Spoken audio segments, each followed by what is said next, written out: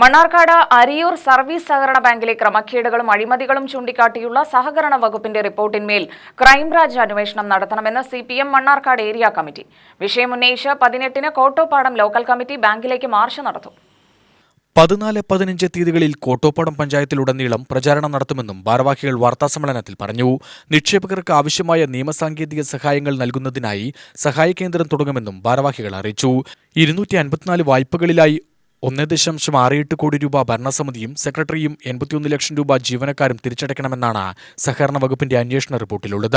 അതേസമയം വൻകിട നിക്ഷേപകർക്ക് നൽകിയ വായ്പാ ആനുകൂല്യങ്ങൾ സാധാരണക്കാർക്ക് നൽകിയിട്ടില്ല.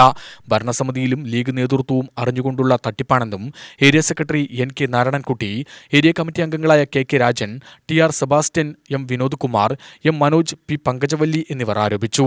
ഭരണസമിതി കൈകാര്യം ചെയ്യുന്ന അരിയൂർ സർവീസ് സഹകരണ ബാങ്ക് നേതൃത്വം ഉൾപ്പെടെ അറിഞ്ഞുകൊണ്ട് ഇത്തരത്തിലുള്ള സംസ്ഥാനം കണ്ട ഭീകരമായ തട്ടിപ്പും വഞ്ചനയും നേരിട്ട് മനസ്സിലാക്കിയിട്ട് പോയി ആ ബാങ്കിന്റെ നിക്ഷേപകരെയും ഇടപാടുകാരെയും വഞ്ചിക്കുന്ന സമീപനം സ്വീകരിക്കുന്ന ബാങ്ക് ഭരണസമിതിക്കെതിരെ എന്തെങ്കിലും തരത്തിലൊരു പ്രസ്താവന നടത്താനോ അതിൻ്റെ മതിയായ രീതിയിലുള്ള അന്വേഷണം നടത്തി മാതൃകാപരമായ നടപടി സ്വീകരിക്കുന്നതിനോ ലീഗിന്റെ നേതൃത്വം ഇടപെട്ടിട്ടില്ല എന്നതാണ് മനസ്സിലാക്കാൻ വേണ്ടി കഴിയുന്നത്.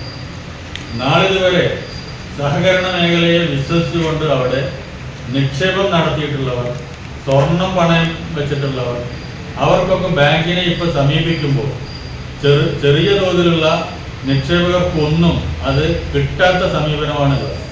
പിന്നീട് തരാം എന്നുള്ള സമീപനം ബാങ്ക് സ്വീകരിച്ചുകൊണ്ടിരിക്കുകയാണ്. അങ്ങനെ ആ ബാങ്കിനെ വിശ്വസിച്ചുകൊണ്ട് അവിടെ നിക്ഷേപം നടത്തിയിട്ടുള്ളവർ, ബാങ്കിൽ സ്വർണ്ണപ്പണ്ടം പണയം വെച്ചിട്ടുള്ള ആളുകൾ, ഇവരെയൊക്കെ തീർത്തും വഴിയാധാരമാക്കുന്ന ഒരു സമീപനം ബാങ്ക് ഭരണസമിതിയും ലീഗ് നേതൃത്വവും സ്വീകരിച്ചുകൊണ്ടിരിക്കുന്ന ഒരു കാഴ്ച നമ്മളിപ്പോൾ കണ്ടുകൊണ്ടിരിക്കുകയാണ്. UTV news, Palakkad.